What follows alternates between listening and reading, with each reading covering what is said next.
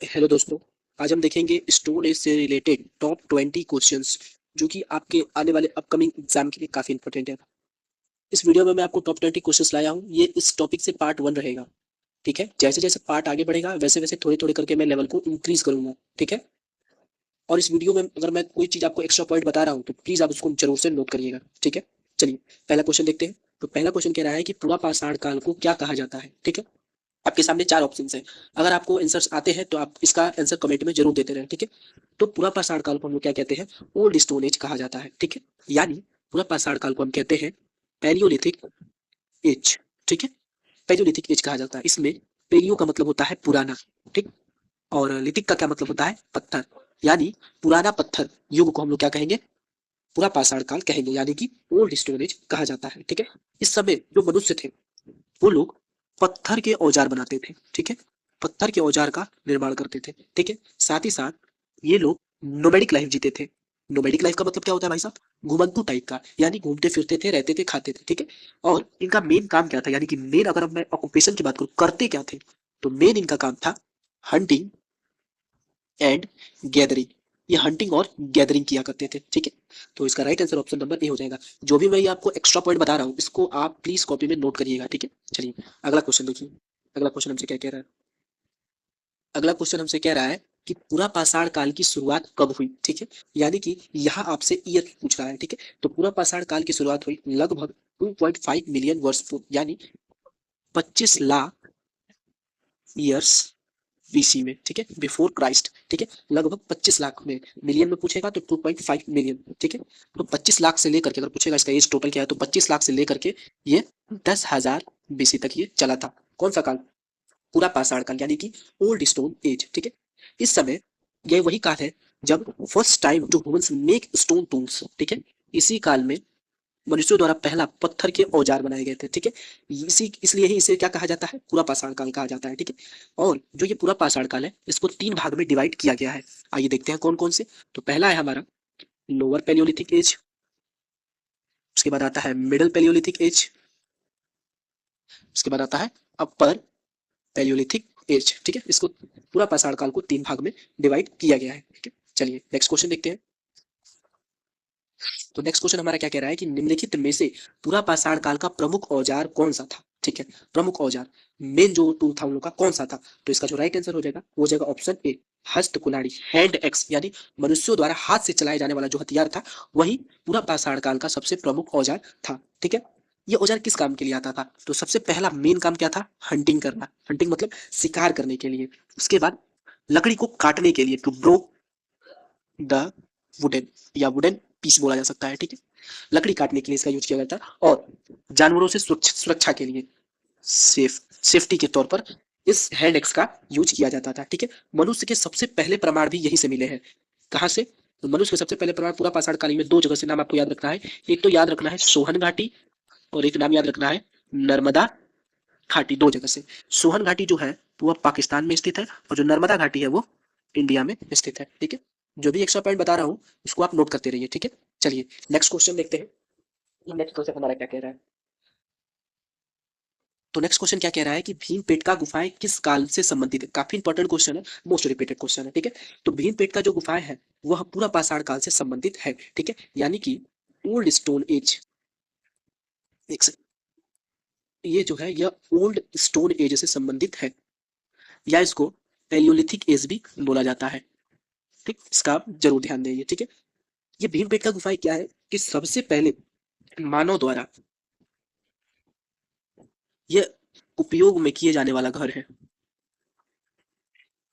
ठीक है, घर के रूप में सबसे पहले भीमबेटका गुफाएं को यूज किया गया था। ठीक है, और एक और चीज में बहुत महत्वपूर्ण है वो है केव पेंटिंग्स। पेंटिंग, जो केव पेंटिंग है वो भी काफी प्रसिद्ध है। इस पेंटिंग में एनिमल्स, बर्ड्स एंड ह्यूमंस के पेंटिंग्स बनाए गए हैं। एनिमल, बर्ड्स एंड ह्यूमंस की जो पेंटिंग है वो इस पर चित्रित है। ठीक है, सबसे पहले भीमबेटका किसने खोजा था? तो वीएस वाकनकर द्वारा उसको खोजा गया था, जो कि एमपी के रायसेन में है। अब्दुल्लागंज एक जगह है वहां पड़ता है, तो वहां पर इसको खोजा गया था। ठीक है, और फर्स्ट मैन कौन है जिसने फ्यू रॉक पेंटिंग खोजा था इंडिया में? फर्स्ट मैन जिन्होंने सबसे पहले रॉक पेंटिंग खोजा था, जिनका नाम है ऑर्कीबेल्ड कैम्पवेल, ऐसे करके एक इंसान है जिन्होंने सबसे पहले फ्यू रॉक पेंटिंग खोजा था। ठीक है, जो एक्स्ट्रा पॉइंट है उसको नोट करते रहिएगा। चलिए अगला क्वेश्चन देखते हैं। तो अगला क्वेश्चन हमसे क्या कह रहा है कि सोहन घाटी पूरा पाषाण काल का महत्वपूर्ण स्थल है, यह किस देश में स्थित है। अभी थोड़ी ही देर पहले आपको मैंने बताया जो सोहन घाटी है वह पाकिस्तान में स्थित है। ठीक है, पाकिस्तान में। यह जो है सोनियन, SOANIAN, सोनियन कल्चर से संबंधित है। क्यों? क्योंकि यह सोहन नदी के किनारे है। सोहन घाटी जो है वह सोहन नदी के किनारे है। सोहन नदी जो कि सिंधु नदी की सहायक नदी है। सिंधु नदी की सहायक नदी है। सिंधु नदी की सहायक नदी जो कि कौन है? हमारी सोहन नदी। इसको याद रखिएगा। ठीक है, चलिए नेक्स्ट क्वेश्चन देखते हैं। तो नेक्स्ट क्वेश्चन क्या कह रहा है कि पूरा पाषाण काल में आग का उपयोग कब से शुरू हुआ था, ये पूछ रहा है हमसे। ठीक है, तो निचला पूरा पाषाण काल, मध्य पाषाण काल, ऊपरी पूरा पाषाण काल या नव पाषाण काल। देखिए थोड़ी देर पहले आपको मैंने बताया कि जो पैलियोलिथिक एज है उसको 3 भाग में डिवाइड किया गया है। एक होता है हमारा लोअर पैलियोलिथिक एज, एक होता है मिडिल पैलियोलिथिक एज और एक होता है अपर पैलियोलिथिक एज। तो इन तीनों में से किस में पूरा पाषाण काल में आग का उपयोग शुरू किया गया था? तो सबसे पहले पूरा पाषाण काल में जो हमारा ऊपरी पूरा पाषाण काल है इसी को ही अपर पैलियोलिथिक एज बोला जाता है या अपर पैलियोलिथिक। कहीं कहीं किसी को उत्तर पूरा पाषाण काल मिलाता है, तो दोनों का मतलब एक ही है, कंफ्यूज मत होइए। ठीक है, तो ऊपरी पूरा पाषाण काल में ही सबसे पहले आग का उपयोग किया गया था। यानी अगर ऐसे ऊपरी नहीं बोलता तो यहाँ बोलता पेलियोलिथिक एज में, ये भी बोल सकता था। ठीक है, पेलियोलिथिक में भी किसके अंदर? तो अपर पेलियोलिथिक एज में सबसे पहले आग का उपयोग शुरू किया गया था। अब आग का उपयोग किस किस काम के लिए किया था? तो सबसे पहले जो आपको दिमाग में आ रहा है वही खाना पकाने के लिए। ठीक है, जानवरों से बचने के लिए आग का उपयोग करते थे और साथ साथ में ठंड से बचने के लिए, ठंड से बचने के लिए। ठीक है, इन सभी चीजों में आग का जो लोग थे वो उपयोग करते थे। ठीक है, चलिए नेक्स्ट क्वेश्चन देखते हैं। तो नेक्स्ट क्वेश्चन कह रहा है कि नर्मदा घाटी पूरा पाषाण काल का किस चरण का स्थल? काफी इंपॉर्टेंट क्वेश्चन है, अब मोस्ट रिपीटेड क्वेश्चन है। ठीक है, तो जो नर्मदा घाटी है यह देखिए सबसे पहले मनुष्य का जो प्रमाण मिला है भारत में वो नर्मदा घाटी से मिला है। और नर्मदा घाटी में निचला, मध्य और ऊपरी ये तीनों ही ये जो स्थल है, ये पूरा पाषाण के जो ये तीनों स्थल है, यह नर्मदा घाटी से सभी जगहों से हमको ये चरण का स्थल मिलता है। मैंने आपको बताया पूरा पाषाण काल को 3 भाग में बांटा गया है, लोअर, मिडिल और अपर। ठीक है, तो ये तीनों जगह से ही नर्मदा घाटी का हमको एविडेंस मिला है, तीनों प्रमाण मिले हैं। ठीक है, सबसे पुराना मनुष्य का जो प्रमाण मिला है वो नर्मदा घाटी, और नर्मदा घाटी कहाँ है? मध्य प्रदेश में स्थित है। ये ध्यान दीजिएगा इस चीज को। चलिए नेक्स्ट क्वेश्चन देखते हैं। तो नेक्स्ट क्वेश्चन हमारा कह रहा है कि मध्य पाषाण काल की समयावधि क्या है? समयावधि पूछ रहा है। ठीक है, तो आइए देखते हैं। तो इसका जो राइट आंसर होता है वो हो जाएगा ऑप्शन ए, 9000 से लेकर के 4000 BC तक। यानी कि किसी किसी किताब में यह 10,000 से लेकर के 8,000 BC भी दिया है, तो कंफ्यूज मत होइएगा कृपया करके। ठीक है, देखिए मध्य पाषाण काल आ गया यानी स्टोन एज का दूसरा भाग, यानी कि मिजोलिथिक एज आ गया। ठीक है, मिजोलिथिक एज के कुछ खास बातें आपको बता देता हूँ। इस समय हम लोग फ्लैट टेक्नोलॉजी का यूज कर रहे थे। भाई फ्लैट टेक्नोलॉजी क्या है भाई? तो फ्लैट टेक्नोलॉजी होता है कि बड़े बड़े पत्थर को छोटे छोटे और नुकीले बना दिया गया। ठीक है, यानी मध्य पाषाण काल को हम लोग एक और नाम से जानते हैं जिसका नाम है माइक्रोलिथिक एज भी बोला जाता है। तो इस चीज का आप एकदम खास ध्यान रखेंगे। ठीक है, इसके अलावा इस समय हम लोग धीरे धीरे सेटल्ड हो रहे थे, settled settled life go on. ठीक है, धीरे धीरे हम लोग सेटल्ड हो रहे थे। ठीक, इसके अलावा हम लोग डॉग डोमेस्टिकेशन यानी डोमेस्टिकेशन की तरफ जा रहे थे, यानी पालतू कर रहे थे। और उस मनुष्यों द्वारा सबसे पहले पालतू बनाया जाने वाला जानवर कौन सा है? डॉग है। ठीक है, तो इस चीज का आपको ध्यान देना है। तो हमारा अगला क्वेश्चन है मध्य पाषाण काल का प्रमुख लक्षण क्या था? यानी मध्य पाषाण काल में हम लोग करते क्या थे? देखिए हस्त कुल्हाड़ी तो हम लोगों ने ओल्ड स्टोन यानी पूरा पाषाण काल में होता, तो ये तो होगा नहीं। कृषि का भी नामो निशान नहीं था, धातु उपयोग भी तो कुछ था नहीं। तो मध्य पाषाण काल को मैंने जस्ट अभी थोड़ी देर पहले बताया कि माइक्रोलिथ एज भी बोला जाता है। माइक्रोलिथ्स का मतलब होता है छोटे पत्थर, यानी छोटे पत्थर को माइक्रोलिथ बोला जाता है। ठीक है, ठीक है, माइक्रो का मतलब होता है छोटे और लिथ्स का मतलब होता है पत्थर। तो इस चीज का आप जरूर ध्यान देंगे। अब छोटे पत्थर का क्या उपयोग था भाई साहब? तो छोटे छोटे पत्थर को हम लोग तीर बनाते थे, भाला बनाते थे और चाकू के रूप में इसका यूज करते थे। और तीर, ये जो छोटे छोटे पत्थर है उसको हड्डी या लकड़ी, लड़की मत बोलिएगा भाई साहब, लकड़ी पर लगाकर हथियार बनाते थे। ठीक है, तो उसका मेड करते थे। ठीक है, तो इस चीज का आपको जरूर ध्यान देना है। ठीक है, चलिए नेक्स्ट क्वेश्चन पे बढ़ते हैं। तो नेक्स्ट क्वेश्चन है बागोर स्थल मध्य पाषाण काल का कहाँ स्थित है? जो बागोर, तो बागोर याद रखिएगा राजस्थान में स्थित है। देखिए मध्य पाषाण काल से हम लोगों ने डोमेस्टिकेशन की शुरुआत कर दी थी, यानी कि पशुओं को जो पालतू करने का जो कार्य है वह शुरू कर दिया था। कहाँ, कब से?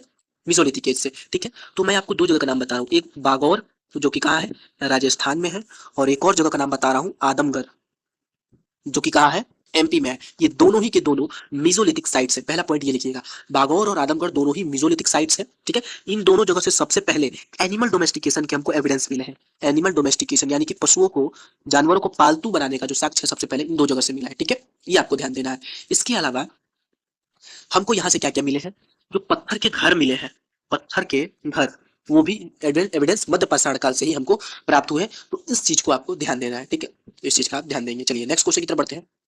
तो अगला क्वेश्चन हमारा क्या कह रहा है, तो अगला कह रहा है हम्म, तो अगला कह रहा है कि मध्य पाषाण काल में कुत्ते का पालतूकरण हुआ, यह सही है? तो बिल्कुल सही है भाई साहब, एकदम राइट है। This is the right answer. मैंने जस्ट बताया कि मेसोलिथिक साइड में सबसे पहले एनिमल डोमेस्टिकेशन शुरू हुआ। ठीक है, तो एनिमल डोमेस्टिकेशन पालतूकरण शुरू हुआ तो सबसे पहले किस जानवर को पालतू बनाया गया? कुत्ते को पालतू बनाया गया। देखिए मेसोलिथिक साइट्स का जो समयावधि है वो है 12,000 से लेकर के 8,000 बीसी तक। किसी किसी अलग अलग प्रकाशन की किताब में थोड़ा बहुत ऊपर नीचे हो सकता है। ठीक है, इस समय मेन ऑक्यूपेशन क्या था, जैसे पैलियोलिथिक साइड में यानी कि ओल्ड स्टोन एज में हम लोग हंटिंग एंड गैदरिंग करते थे, उसी तरह इसमें हम लोग क्या करते थे, हंटिंग हंटिंग तो करते थे एंड हर्डर्स बन गए। हर्डर्स मतलब क्या होता है, पशुपालक बन गए। ठीक है, तो इस चीज का आप ध्यान देंगे। ठीक है, अब मान लीजिए एनिमल डोमेस्टिकेशन शुरू हुआ मेसोलिथिक साइड, मेसोलिथिक एज में, तो क्यों शुरू हुआ, क्या काम था? तो देखिए हम लोग क्या करते थे कि पशुओं को पालतू बनाने के बाद पशु में हम लोग की क्या मदद करते थे, तो शिकार करने में मदद करते थे। जो पशुओं को हम लोग पालतू बनाए तो वो जो पशु है वो शिकार करने में मदद करेंगे और सुरक्षा देते थे, सेफ्टी देते थे। आज के टाइम में भी किसी किसी घर में कुत्ते कहीं विदेश चले जाएंगे तो बड़े बड़े जानवर को भी पालतू बनाया जाता है। ठीक है, तो कुत्ता पालतू बनाया जाता है किस चीज के लिए? सबसे पहला होता है सेफ्टी के लिए। ठीक है, तो चलिए नेक्स्ट क्वेश्चन की तरफ बढ़ते हैं।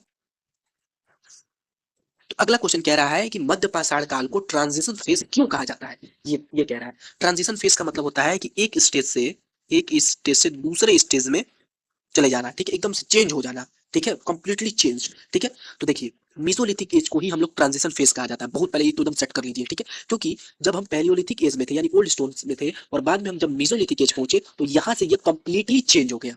ठीक है, कंप्लीटली चेंज हो गया पूरी तरीके से। इसीलिए इस मध्य पाषाण काल को हम लोग ट्रांजिशन फेज कहा जाता है। ठीक है, तो इसका देखिए मतलब कहा जाता है, क्यों कहा जाता है? क्योंकि पैलियोलिथिक एज में हम लोग क्या करते थे, हंटिंग एंड गैदरिंग किया करते थे। लेकिन जैसे ही मेसोलिथिक एज आया, मध्य पाषाण काल आया, हम लोग क्या बन गए, शिकारी संग्रह और खेतीबाड़ी की ओर बढ़ने लगे। ठीक है, यानी शिकारी संग्रह तो थे, हंटिंग एंड गैदरिंग तो करते थे, लेकिन अब धीरे धीरे हम लोग खेती की ओर बढ़ने लगे थे। ठीक है, अभी पूरी तरीके से तो नहीं, लेकिन हम लोग खेती की तरफ थोड़े थोड़े क्या होने लगे, बढ़ने लगे। ठीक है, इसी बदलाव के कारण ही इस मध्य पाषाण काल को ट्रांजिशन फेज कहा जाता है। इस चीज का आप बहुत ही मेन ध्यान रखेंगे। ठीक है, और पैलियोलिथिक एज में हम लोग, एक बात ध्यान दीजिएगा, पैलियोलिथिक एज में हम लोग नोमैडिक लाइफ जीते थे यानी घुमंतु टाइप का। और जब मेसोलिथिक एज आया तो उसमें लोग थोड़े से हाफ नोमैडिक हो गए।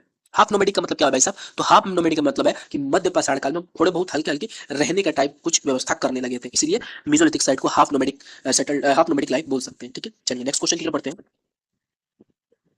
तो अगला क्वेश्चन हमसे कह रहा है कि नौ पाषाण काल को क्या कहा जाता है? ठीक है, तो नौ पाषाण काल मतलब न्यू स्टोन एज। नौ का मतलब होता है नया और पाषाण का मतलब होता है पत्थर। ये चीज आपको ध्यान देना है।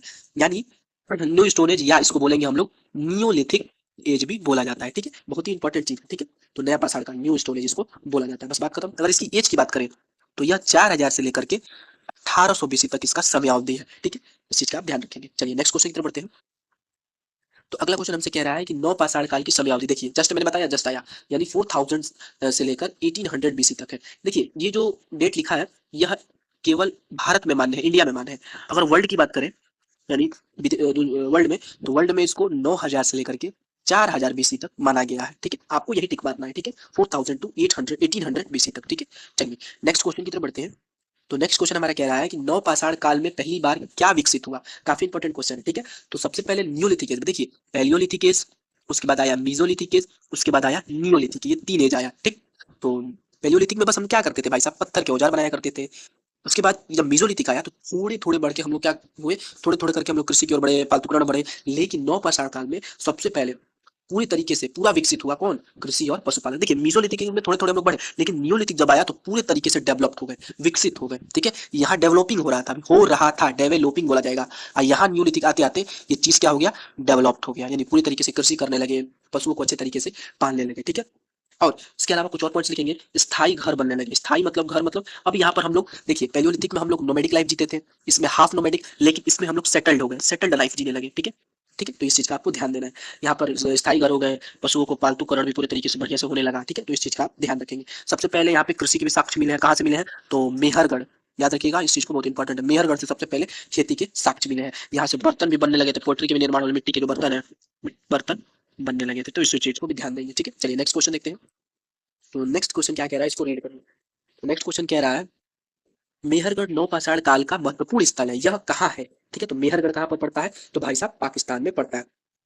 ये भी ध्यान दीजिएगा कि मेहरगढ़ कौन सा साइट है? नियोलिथिक साइट है, इस चीज का आपको ध्यान देना है। मेहरगढ़ कौन सा साइट है? Neolithic site. सबसे पहले मेहरगढ़ से हमको वीट यानी गेहूं और बार्ली माने जौ, इसके खेती के साक्ष्य सबसे पहले मिले हैं। ठीक है, और ये मेहरगढ़ से हमको डोमेस्टिकेशन के भी साक्ष्य मिले हैं। इसके अलावा मिट्टी के घर बने हुए भी मिले हैं, मेहरगढ़ से मिट्टी के घर, ये भी नियोलिथिक की साइट है। ठीक है, इस चीज का आपको ध्यान देना है। ठीक है, यानी साउथ एशिया में सबसे प्राचीन कृषि सभ्यता है ये। नियोलिथिक जो पीपुल थे वो साउथ एशिया के सबसे पुराने खेती करने वाले लोग हैं। ठीक है, याद ध्यान दीजिएगा। एक और छोटा सा पॉइंट यहाँ याद आ रहा है हमको कि यहाँ पर ह्यूमन डेंटिस्ट्री यानी कि दांतों का इलाज भी होता था नियोलिथिक काल में। क्या बात है, क्या बात है, डेंटिस्ट भी थे वहां पर। ठीक है, तो इस चीज का आपको यहाँ पर ध्यान देना है। चलिए नेक्स्ट क्वेश्चन की तरफ बढ़ते हैं। तो हमारा नेक्स्ट क्वेश्चन कह रहा है कि नवपाषाण काल के औजारों की विशेषता क्या थी? ठीक है, यानी जो नियोलिथिक जो एज में जो औजार बनते थे उनकी विशेषता क्या थी? वो औजार पॉलिश्ड होते थे और चमकदार होते थे सब। ठीक है, यानी पॉलिश्ड पॉलिश्ड होते थे एंड चमकदार को बोला जा सकता है शाइनी, या एक और वर्ड याद रखिएगा, ल्यूमिनस। ठीक है, तो न्योलिथिक एज के जो औजार हुआ करते थे वो पॉलिश्ड भी होते थे और शाइनी यानी चमकदार होते थे। उसको घिस घिस कर यानी घिस कर चमकदार बनाया जाता था ताकि वो मजबूत हो जाए, वह बहुत ही तेज हो जाए और ताकि बहुत ही चमकीले हो जाए। ठीक, चलिए नेक्स्ट क्वेश्चन की तरफ बढ़ते हैं। तो हमारा अगला क्वेश्चन है कि निम्न में से कौन सा पूरा पाषाण स्थल नहीं है? बहुत ही इंपॉर्टेंट क्वेश्चन, यानी कि पेलियोलिथिक साइट नहीं है पूछ रहा है। देखिए भीमपेटका ये पेलियोलिथिक साइट है, बेलन घाटी ये भी पेलियोलिथिक साइट है, कुरनूल गुफा ये भी पेलियोलिथिक साइट है। कुरनूल से हमको सबसे पहले एस माउंट मिले थे। एस माउंट मतलब आग के राख मिले थे। ठीक है, इस चीज का आपको ध्यान देना है। तो आग सबसे पहले पेलियोलिथिक में मिला था, तो ये तो होगा ही। बेलन घाटी भी है, उसके बाद भीमपेटका भी है। लेकिन जो मेहरगढ़ है ये अभी जस्ट हमने पढ़ा, ये कौन सा साइट है? ये नियोलिथिक साइट है, यानी कि नवपाषाणी स्थल है। ठीक है, जहाँ से सबसे पहले कृषि के साक्ष्य मिले थे मेहरगढ़ से। ठीक है, तो इस चीज का आपको ध्यान देना है। तो यहाँ ऑप्शन क्या हो जाएगा? सी इज राइट आंसर। ठीक, नेक्स्ट क्वेश्चन देखिए।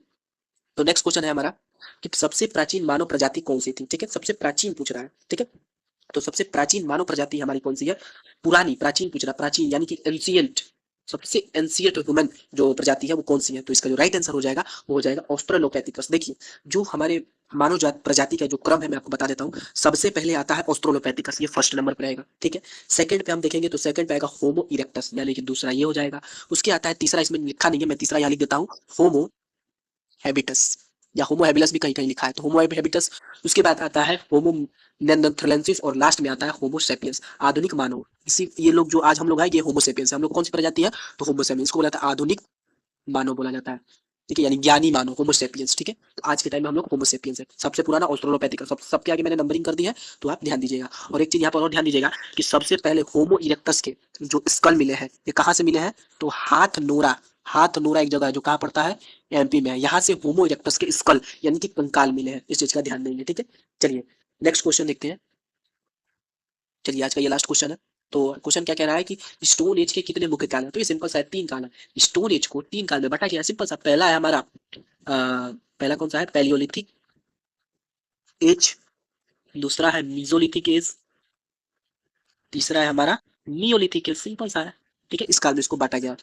देखिए पैलियोलिथिक में क्या करते थे? तो हंटिंग एंड गैदरिंग, थोड़ा बहुत राइटिंग को इग्नोर करिएगा। मेसोलिथिक एज में क्या करते थे? तो हंटिंग एंड हर्डर्स थे, पशुपालक थे। और नियोलिथिक में क्या हो गया कि सेटल्ड लाइफ जीने लगे, सेटल्ड लाइफ हो गया था, एंड एग्रीकल्चर, कृषि बढ़ गया था, एग्रीकल्चर। ठीक है, ऐसे करके। ठीक है, तो इस चीज का आप ध्यान रखिएगा। अगर वीडियो आपको अच्छा लगा तो वीडियो को जरूर लाइक करिएगा एंड चैनल को सब्सक्राइब करिएगा। ये पार्ट 1 है, पार्ट 2 के लिए धन्यवाद।